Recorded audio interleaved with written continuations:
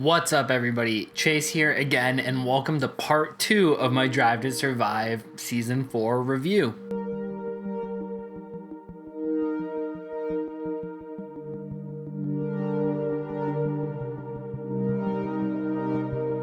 Again, this is part 2. We're covering episodes 6 through 10.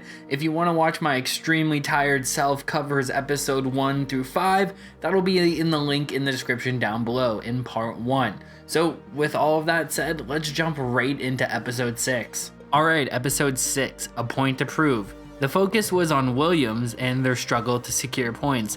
The drivers it featured were George and Nick. The key takeaways were, I love the new Williams CEO. George is a treasure. Did Williams actually think they had a chance to re-sign George if Mercedes wanted him? And crying George made me cry. Overall, I'm going to have to give this one a 7 out of 10. Rest in peace to Sir Frank Williams. So episode 6 was the first one that was really an emotional episode. Starting off with Claire Williams telling the story of her father's legacy in F1, and you could tell by the tone of her voice that she was in immense pain for having to sell the team. Everybody saw it coming from a mile away, but personally, I wish that she was able to right this ship because it would have been a great story. And I understand that that's not necessarily real life and always going to happen, but it would have been great to see. The episode continues the emotional arc with just the struggle that George and Nicholas put into Williams and how much they want to get out of it, especially on George's side. He's such a talented young man, and how much he wants to win and score points is very apparent by his emotion when he scored points on merit alone in a very crazy wet and wild race. He took advantage of his opportunities and scored points, and he wore his emotion on his face proudly, and George Russell is just a great talent. The only thing that caught me off guard was Williams' new CEO, Yost, who is a great character and I think really good for the team, was talking about retaining George. And I'd love to know what you guys think about this in the comment section down below. But did Williams honestly think they had a chance at retaining George if Mercedes had an offer on the table? Because personally, I think they stood absolutely no chance with a Mercedes offer on the table, unless they could prove to George that they're all of a sudden going to be the best car on the grid, and that wasn't looking like it was going to happen in the next 5 years, to be honest. Next up, episode 7 was the ironically named Growing Pains. The name was ironic because it focuses on Yuki Tsunoda, the battle for 5th place, and Esteban Ocon's win. The drivers featured are Pierre Gasly, Yuki Tsunoda, Esteban Ocon, and Fernando Alonso. The key takeaways is Yuki is the freaking man. He is hilarious. Yuki also lived with Liam Lawson, F2 driver, when he lived in the UK before he was told to move to Italy closer to the team.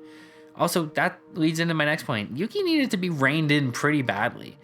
This episode I'd say is a 7 out of 10, and the biggest takeaway is Yuki is a character. Alright, well, there's not a whole lot to say about this one other than it was a big character study on Yuki Tsunoda. Very fascinated, always intrigued on the young man, but this really brought his personality to light, and whether it's his flaws or just the fact that he learned English around mechanics and race engineers, no wonder he swears so much. He's just a fascinating kid with no filter, and it seems like he's a lovable character. That was the biggest takeaway, is Yuki is a character, and I hope he stays on the grid for quite a while and, really develops, because I want to see more of his personality. He seems hilarious. And then that also leads into another young gun, in Esteban Ocon. This covered his win, his very emotional win. It was great to see. To be honest, I don't think the episode did it enough justice. I'm not saying we needed a full Daniel Ricciardo Monza style episode, but a little bit more focus on his win would have been nice, some more of a celebration and what it meant for the team. I understand that they were really trying to encapsulate Yuki in the team battle between AlphaTauri and Alpine, but a little bit more focus on Esteban Ocon's first win would have been greatly appreciated, seeing as Esteban Ocon was one of the stars of the first 2 seasons of the show when he was with Force India, and then when he was looking to get back into the sport with Renault. They also covered that, how Renault went from Renault to Alpine, and how Cyril, the guy who gave him a second chance, is gone, so he really feels like he has to prove himself again. And that was a very interesting take and arc that I had no idea was going on behind the scenes at Alpine, but I would have, again, appreciated a little bit more Fernando Alonso and a little bit more about his win. But overall, it was a pretty decent episode. Episode 8, title was Dances with Wolf. probably my favorite title and my favorite episode. The focus was the second seat at Mercedes and George Russell's podium. The drivers featured were Valtteri Bottas and George Russell. The key takeaways were Russell was absolutely gutted last season when he didn't get the win in Bahrain. I mean, pretty obvious, but they never covered it last season. The Bottas-Russell crash and the Lando crash at Spa were much more intense than I remembered them being. Also, the George Russell moment in this episode that I don't want to spoil is honestly quite amazing. I'm going to have to give this episode a 9 out of 10. It was the best one so far, and honestly, my favorite of the entire season. Alright, so this might be weird, but this is my favorite episode, and it's the one I'm probably going to talk the least about, because even if you're a new fan to F1, this is one of the episodes that I could recommend you watch out of context. Drive to Survive is more of an anthology series. It's not like it follows the season in chronological order or anything, so you could hop into episode 8 and that be the only episode you watch all season and not be too far behind. So, if you want to do that, I'd recommend you watch episode 8. It is a great character study on Valtteri Bottas, George Russell, the dynamic of them fighting for that second Mercedes seat, Toto Wolff being honestly torn between the young gun and the old reliable driver, and their crash was pretty dang intense.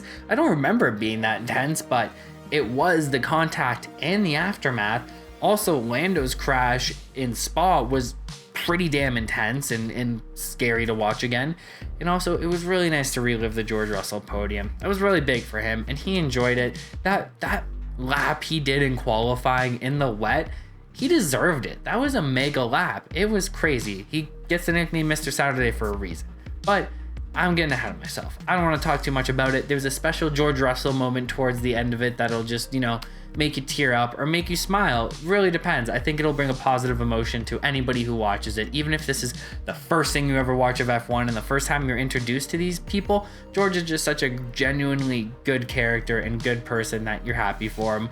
And it's just some good moments for him. I don't want to talk too much about it. I really recommend if you watch any of this show, you watch episode 8. All right, Chase just popping in here real quick to say, if you like what you're seeing here, please hit that like button. Also, hit that subscribe button. I'm trying to get to 1,000 by the end of the year, and only you can make that happen. But with all that said, let's hop back into this Drive to Survive review. All right, episode 9, Gloves Are Off. The focus was the title battle and Wolff v. Horner. The only driver really featured in this one was Lewis Hamilton. The key takeaway was the battle was as much off track as it was on track. It was also Lewis Hamilton who pushed for the investigation on Max ignoring the double yellows. Max was also sick in Jeddah qualifying when he put the car into the wall, and Max did not brake check Lewis, but it 100% wasn't a clean giving up of the position in my opinion. This episode, for the penultimate episode, was pretty good. I'm gonna have to give it an 8 out of 10, almost as good as the race itself. Alright, well, I remember watching this race, and it was one of the longer races of the year because there was like 4 red flags. Everybody kept crashing. It's a dangerously fast street circuit, and yes, these people live for danger, and we all live for these people pushing these cars to the limit. That's what we're here for, but there's a certain limit, and that's a topic for another day. But this episode was pretty good for the penultimate episode. When the press got early screenings of this, they didn't get episode 9 or 10. Mostly because we thought that they were waiting for approval because of the controversies of the last 2 races of the season.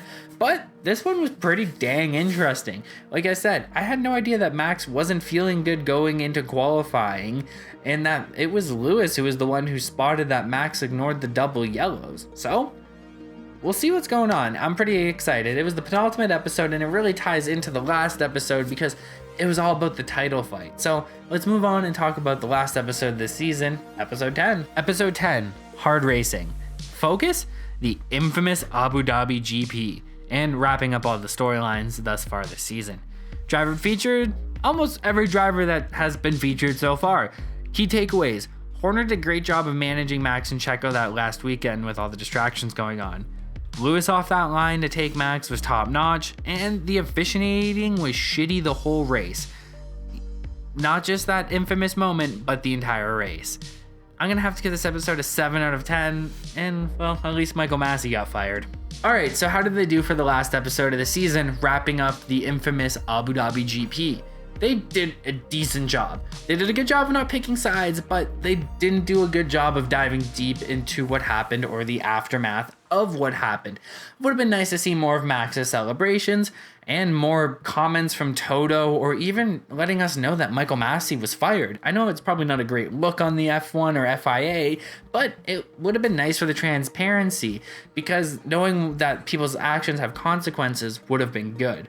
But again, it would have been good to get more from Toto. They clearly caught up with him after the season due to his very badass Steve Jobs-esque, James Bond villain-esque black turtleneck that he gave some menacing answers in. But again, I don't know. It's just tough. They could have mentioned that Lewis Hamilton disappeared off social media, that Michael Massey got fired. Anything. There was a lot that happened after this race. There was a lot of fallout, and I just feel like they spent this long time building it up, and then they're like, it just did end, and yeah, Max won. So I don't know. It was just a very unsatisfying end. I feel like there needs to be an 11th episode where they give you an update of what happened after the season, or a 10.5. I don't know. It just was such an unsatisfying ending, and that's just my opinion. The whole season was pretty good, but we all knew it was leading to that moment, and I just feel like they fumbled the ball. They fumbled the bag at the end. All right, here's some overall takeaways that pertain to no particular episodes. Let's start off with the negative. Absolutely no Aston Martin or Alfa Romeo. No coverage of the legend Kimi Räikkönen retiring. Nothing about Seb's second place being taken away. No Max Verstappen whatsoever, and no information going into the next season. I could be mistaken, but in previous seasons, they would almost be like, hey, here's where all the drivers are going. They never mentioned where Bottas was going at all. They just said he wasn't going to be a Mercedes driver. They never told us that he was moving to Alfa Romeo.